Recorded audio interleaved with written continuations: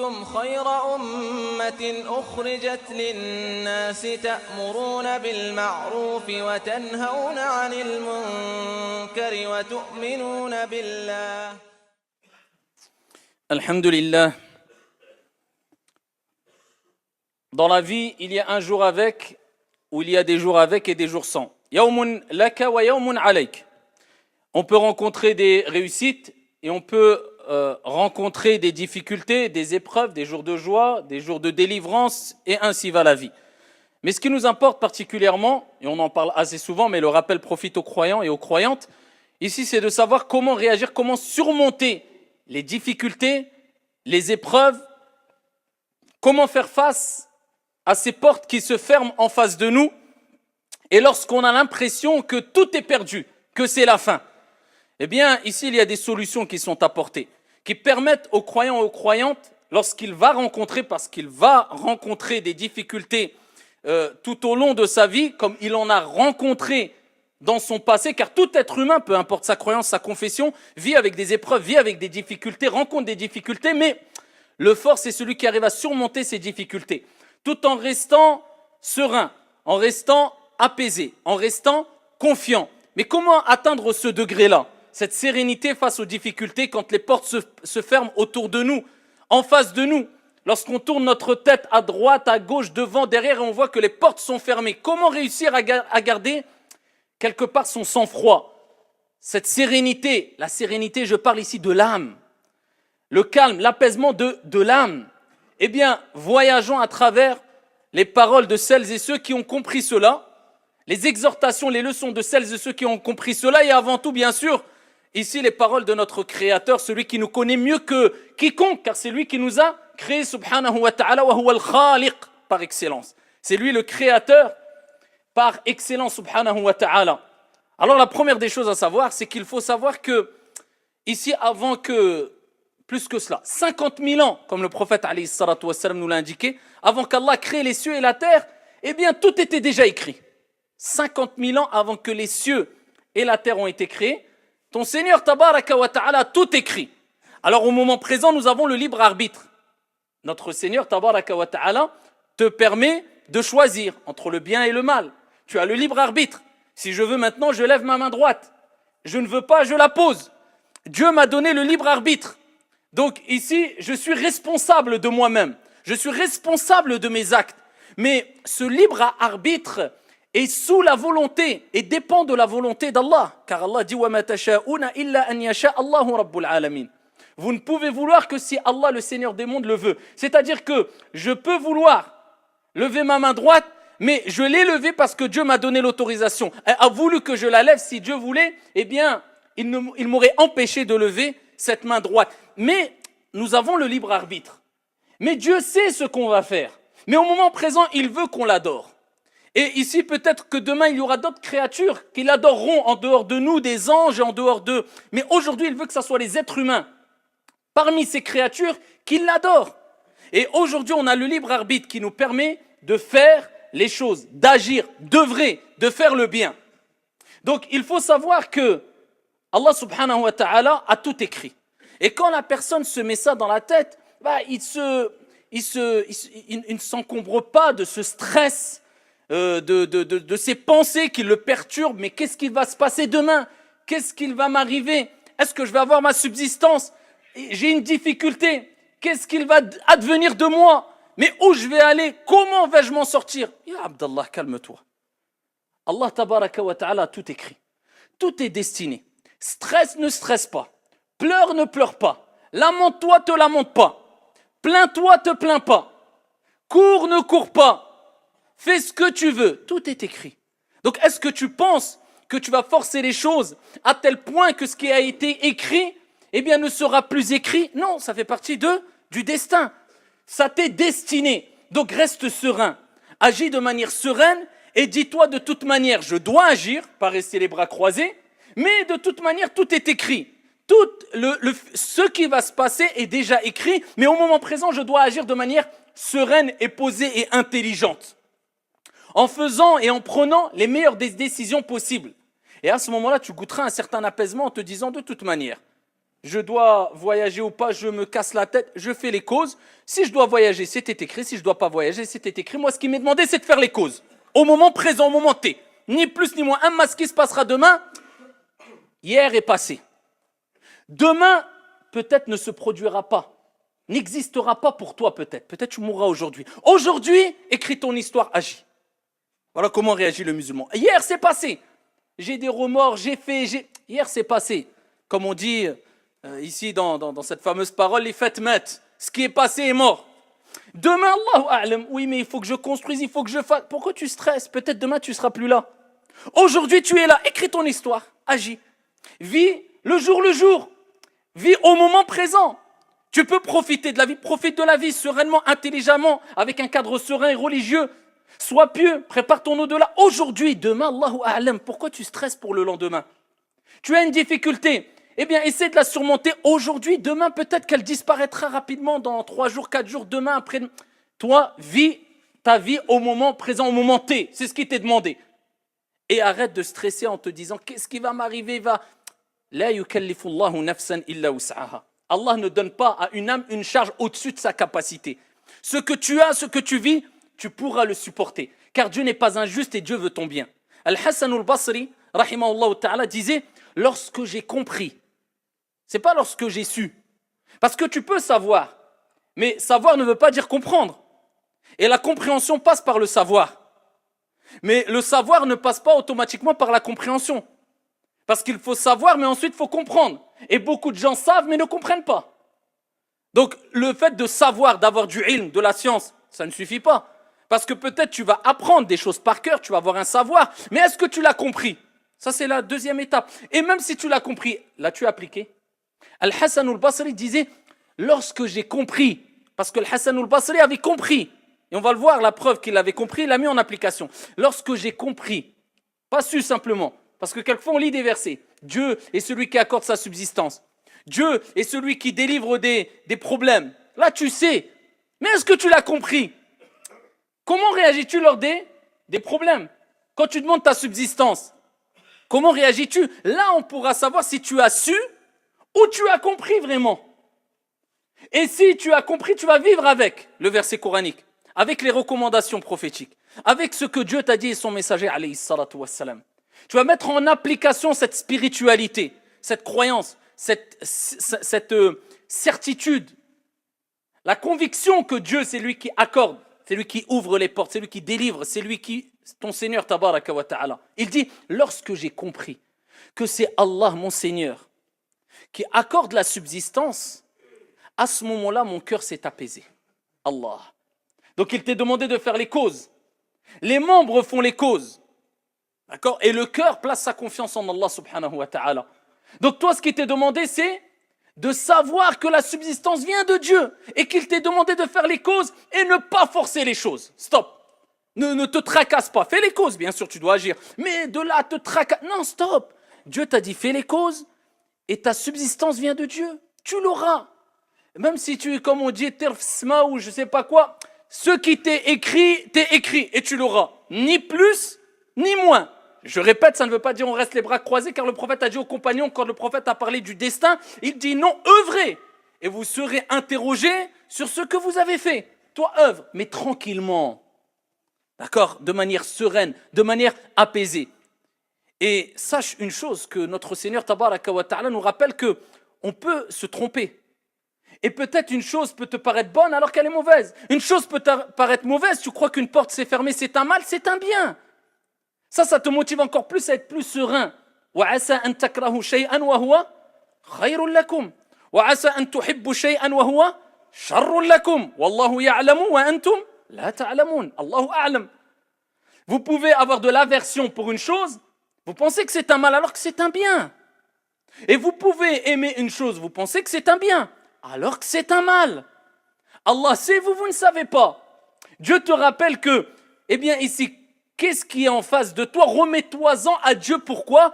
Parce que tu ne sais pas vraiment, de manière profonde, où est le bien, où est le mal. À première vue, de manière apparente, ça c'est le bien, ça c'est le mal. Par exemple, quand tu veux entreprendre une affaire, acheter un véhicule, te marier, voyager. Mais est-ce que tu sais vraiment que ce voyage est bon pour toi ou pas? À première vue, oui. mais fais la prière de la consultation. Remets-toi-en à Dieu, celui qui connaît Al-Ghaib, celui qui connaît l'invisible, qui connaît le futur, qui connaît ce que tu ne connais pas et qui sait ce que tu ne sais pas. Et il sait ce qu'il y a en toi. Et avant même que tu parles, il sait ce que tu allais dire. Et il sait ce que tu caches. Et il sait même ce que tu aurais dit si tu l'avais dit, même si tu ne l'as pas dit. Subhanahu wa ta'ala. Et c'est pour cela qu'il est important de vivre avec ça. Le fait de se dire de toute manière, khayr, insha'Allah. Il y a un bien, insha'Allah. On ne sait pas où est le bien. Surtout que, quand une porte se ferme en face de nous, ne te dis pas que c'est un mal absolu, ou même si c'est une épreuve pour toi, c'est une difficulté. Rappelle-toi de la parole de Ibn al-Qayyim rahmatullahi alayhi lorsqu'il dit Ma aghlaqa Allahu ala abdin baban bi hikmatihi illa fataha lahu babayni bi rahmatihi subhanahu wa ta'ala. Allah Jalla wa ala ne ferme pas une porte à un de ses serviteurs par sagesse. Parce qu'Allah, c'est lui, Al-Hakim. C'est-à-dire, c'est celui qui sait ce qu'il te faut, qui te convient le mieux, au moment qu'il faut, de la manière qu'il faut. Toi, tu ne sais pas, tu es limité. Non, tu persistes, ça c'est un bien, je veux absolument ça. Non, peut-être qu'Allah Jalla wa ala sait qu'il y a un mal pour toi et que tu mérites qu'il t'évite ce mal-là. Donc, il te ferme cette porte. Ibn al-Qayyim disait, aucun serviteur ne se voit fermer une porte par Dieu devant lui de par sa sagesse. C'est-à-dire, il n'y a aucun serviteur à qui Dieu ferme une porte de par sa sagesse, subhanahu wa ta'ala, sans qu'à côté Dieu ne lui ouvre deux portes de par sa miséricorde. Allah te ferme une porte, c'est par sagesse. Il sait que ce n'était pas bon pour toi sûrement. Mais à côté, si tu patientes et tu t'en remets à Dieu, et alhamdoulilah, tu es apaisé quant au destin de Dieu, eh bien sache qu'Allah t'ouvrira Inch'Allah, deux si ce n'est plus, porte de par sa miséricorde, car sa miséricorde dépasse sa colère, subhanahu wa ta'ala. Allah tabaraka wa ta'ala, son indulgence, sa miséricorde est vaste. Donc n'essaye pas de forcer les choses. Et wallah, par Allah azza wa jal. Wallah, si Allah a dévoilé ce qui nous a évité de par sa sagesse, lorsqu'on veut forcer les choses, de par notre ignorance, wallahi, nos larmes auraient inondé le sol, par amour pour lui, subhanahu wa ta'ala. Mais quelquefois, on force les choses. Et Allah, Jalla wa ala, eh bien, de par sa miséricorde, même s'il veut que tu insistes, eh bien, il te ferme les portes. Toi, tu ne sais pas. Et peut-être même, tu feras partie des gens qui se plaindront en disant, pourquoi Dieu ne me donne pas? Imaginez-vous, et Allah garde ça pour lui, alors qu'Allah, Jalla wa ala, eh bien, ne veut pas te le donner parce qu'il sait que c'est un mal. Et si Allah te dévoilait cela, tu aurais tellement honte de ton ignorance, que je suis sûr que nous toutes et tous, on pleurerait et on verserait des larmes jusqu'à inonder le sol par amour pour Allah Azza wa Jalla en lui demandant pardon, Ya Rab, c'est toi Al-Alim, c'est toi Al-Hakim, et nous sommes des ignorants face à ta grande, ici, science et sagesse, Ya Allah. Et c'est pour cela qu'il est important de toujours, ici, garder son calme. Alhamdulillahi ala kulli hal. Réagir comme ça, quoi qu'il arrive. Alhamdulillah dans toutes les situations. Qadar Allah wa ma sha'a fa'al. C'est ce qu'Allah a destiné. Et ce qu'Allah Jalla wa ala veut, eh bien il le fait. Alhamdulillah. Louez Allah, remerciez Allah Azza wa Jal. Et peut-être que 10 ans après, tu te rendras compte qu'en fin de compte, c'était un mal. Et qu'Allah Azza wa Jal t'a apporté un grand bien. Et quand tu remets la cassette en arrière, tu te dis, Ya Rab, combien de fois je me suis plaint. Même peut-être certains, c'est pas à Allah, d'Allah Azza wa Jal, alors que Dieu, pendant des années, a patienté avec moi, car celui qui patiente le plus, comme le prophète alayhi salatu wa salam a dit, c'est Allah subhanahu wa ta'ala. Alors que Dieu a patienté pour m'accorder ce bienfait, m'éviter un grand mal. Sois apaisé, sois serein, peu importe ce qu'il arrive. Reste toujours de manière sereine à cheminer vers ton Seigneur tabaraka wa ta'ala en étant satisfait. Et n'oublie pas que très peu sont ces gens-là. C'est pour ça qu'Allah dit dans le Coran, وَقَلِيلٌ مِّنْ عِبَادِيَ الشَّكُورِ. Il dit, et peu de mes serviteurs, peu, ce n'est pas beaucoup, peu parmi mes serviteurs sont reconnaissants. C'est-à-dire que beaucoup sont ingrats. Et combien sont ingrats? Alors on regarde tout ce qu'on perd autour de nous, mais on oublie tout ce qu'on a gagné, tout ce que Dieu nous a donné, c'est même pas autour de nous, ne serait-ce que sur nous, dans notre corps. Si aujourd'hui Allah Azza wa Jal t'ôtait la vue, et ensuite on te disait que il faudrait donner toutes tes richesses pour retrouver la vue, Wallahi, tu donnerais toutes tes richesses, et plus encore si tu pouvais. As-tu déjà dit Alhamdulillah, Ya Rab, merci Allah pour m'avoir accordé la vue alors que beaucoup n'ont pas la vue? Non. À part cela, nous, qu'est-ce qu'on fait? Eh bien, illa man rahim Allah, toute la journée. Mais pourquoi? Comme si quelquefois on voulait remettre indirectement la faute sur Dieu. Mais tu as oublié que tu as le libre arbitre et le mal qui t'arrive, c'est toi qui l'as provoqué de tes propres mains. Comme le bien qui t'arrive, c'est toi qui le provoques de tes propres mains, ya Abdallah. Pourquoi remettre la faute à ton Seigneur, sur ton Seigneur, tabaraka wa ta'ala, alors qu'Allah Jalla wa ala veut ton bien? Et Allah n'a pas besoin de toi. Et Allah t'a évité beaucoup de mal tout au long de ta vie. Mais, وَقَلِيلٌ مِّنْ عِبَادِيَ الشَّكُورِ, peu de mes serviteurs sont reconnaissants. Et pour vivre avec cet apaisement, il est important de méditer quant au fait que, face à la difficulté, il y a une leçon divine. Quand tu as une épreuve, quand tu as une difficulté, Allah t'envoie une leçon. Allah te parle. Lors des épreuves, quelque part Allah te parle. Allah te dit, oh mon serviteur, reviens. C'est pour ça qu'Allah Jalla wa ala dit dans le Coran, bien sûr, ibtida'an, il parle et il s'adresse aux hypocrites à l'époque du prophète sallallahu alayhi wa sallam, mais il y a une ibra dans ce verset coranique de manière générale parce que on voit la finalité ici et il dit, ne voit-il pas qu'on les éprouve 1 à 2 fois chaque année dans Surat At-Tawbah? Ne voit-il pas qu'on les éprouve 1 à 2 fois chaque année? Malgré cela, ils ne se repentent et ne se souviennent pas. Parmi les sagesses de l'épreuve, c'est quoi? C'est pas un mal. C'est Dieu qui te donne un électrochoc. C'est Dieu qui t'appelle. C'est Dieu qui t'invite à revenir vers lui, à te repentir. Donc l'intelligent, celui qui se souvient de cela, eh bien se repent et se dit, Allah m'a envoyé un message. Donc c'est quelque part Dieu qui a pensé à toi. Il ne t'a pas oublié. Pourquoi? Parce que quand on a une épreuve, eh bien on a tendance à laisser toute cette vie d'ici-bas d'un côté et se retourner vers Allah subhanahu wa ta'ala, lever nos mains vers le haut, comme si on disait, ya Allah, en fait, il n'y a de vrai que toi. Et seul toi peut m'assister, peut me secourir. Eh bien, on dit, ya Rab. Mais quand on est noyé dans les réussites, dans les bonheurs, dans le succès, eh bien, on a tendance à oublier Dieu. Donc Dieu, il te dit, attention, ne m'oublie pas. Tu n'es ici-bas que de passage. Profite de ta vie, mais ne m'oublie pas. Peut-être tu t'es écarté trop parce que, ibtida'an, je vous ai dit en premier lieu, ce verset est descendu pour les hypocrites, pour ici les rappeler à l'ordre. Regardez bien que c'est des hypocrites, Dieu les éprouve, mais pourquoi? Certains, Mufassirun ont dit c'était par la faim, par la misère, c'était pour qu'ils reviennent. Dieu leur dit, les inviter à revenir, à se repentir. Donc toi, quand tu as une épreuve, si tu n'as pas compris l'épreuve comme une purification, comme étant une purification, et un message divin, afin que tu reviennes vers le divin, vers ton Seigneur, tabaraka wa ta'ala, eh bien tu n'as pas répondu à l'appel d'Allah, tabaraka wa ta'ala. Tu n'as pas compris le message divin. Tu n'as pas compris la leçon, ya Abdallah. Allah, quand il parle d'eux, il dit, malgré cela, ils ne se repentent ni se souviennent. Voilà pourquoi il faut prendre cela comme une exhortation venant de ton Seigneur tabaraka wa ta'ala avant que, eh bien, tu encours une punition divine dans l'au-delà. Et après, tu n'auras peut-être pas d'excuses parce que Dieu te dira, je t'ai envoyé des messages. C'était pas pour t'éprouver gratuitement, mais c'était pour que tu reviennes. As-tu compris ces messages, oui ou non? À toi de te poser la question, j'ai été éprouvé. J'ai compris ou pas? Je me suis repenti ou pas? J'ai compris que peut-être, oh là là, ça c'est un message et peut-être c'est le dernier message. Allah a dit, n'ont-ils pas vu qu'on les éprouve? Pas 1 million de fois, 1 à 2 fois par an. 1 à 2 fois par an. Et en général, regardez, souvent quand on s'écarte, on a une épreuve. On a une grosse difficulté. Certains le prennent comme, oh, pourquoi Dieu me fait cela? Dieu ne m'aime pas. D'autres disent, Allah me rappelle à l'ordre, Allah pense à moi, Allah m'aime. Parce qu'Allah Azza wa Jal me rappelle qu'il faut que je revienne. Donc l'épreuve doit être prise d'une bonne manière. Et la deuxième des choses à retenir, eh bien, c'est que Allah nous rappelle dans le Coran, فَإِنَّ مَعَ الْعُسْرِ يُسْرًا. Et il répète encore Allah. Il ne dit pas une fois. Hein. إِنَّ مَعَ الْعُسْرِ يُسْرًا. À 2 reprises.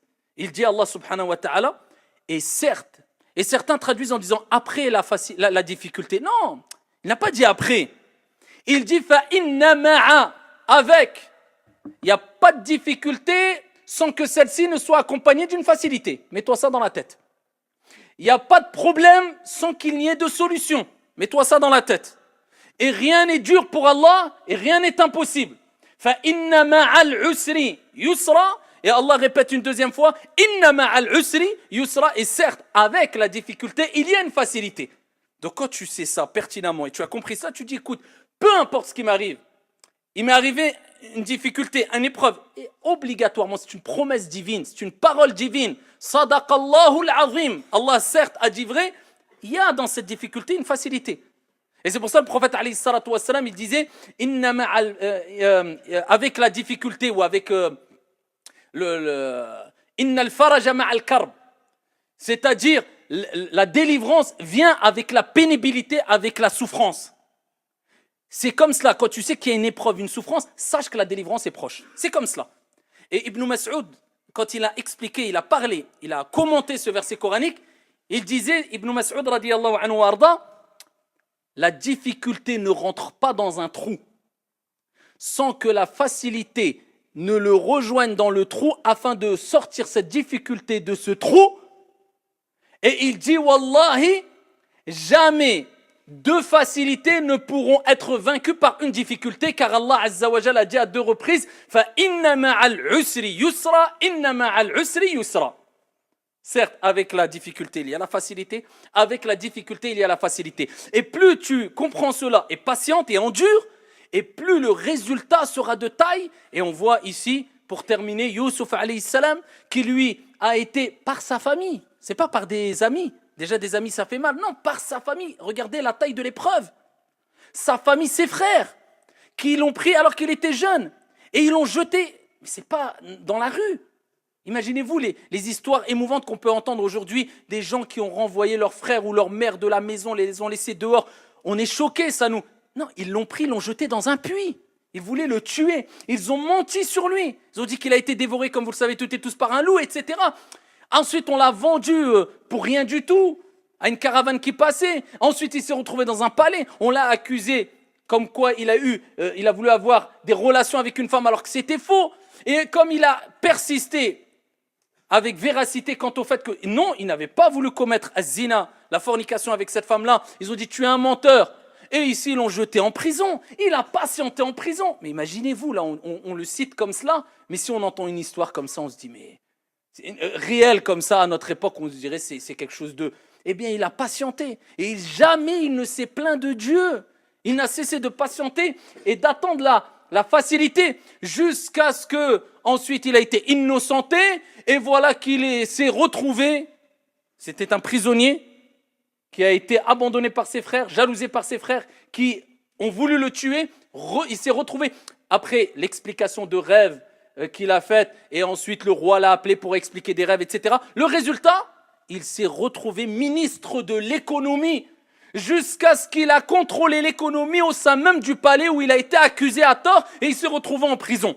Et ses frères sont partis le retrouver, et ensuite ils se sont excusés, reconnus son honorabilité, ses frères ainsi que son père. Youssouf alayhi salam, fa inna ma'al usri yusra. Plus la patience est de taille et plus le résultat sera de taille. Le prophète alayhi salatu wassalam, à Taïf, des enfants lui ont jeté des pierres jusqu'à ce qu'il saignait, il était tout seul.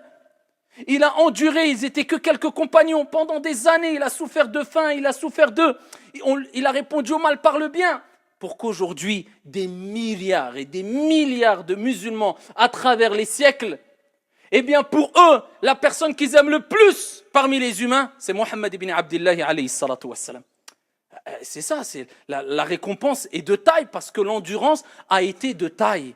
Donc vivez avec cela afin de donner ce calmant spirituel à votre âme et afin de pouvoir surmonter les épreuves avec calme et sérénité. هذا وصلوا وسلموا رحمكم الله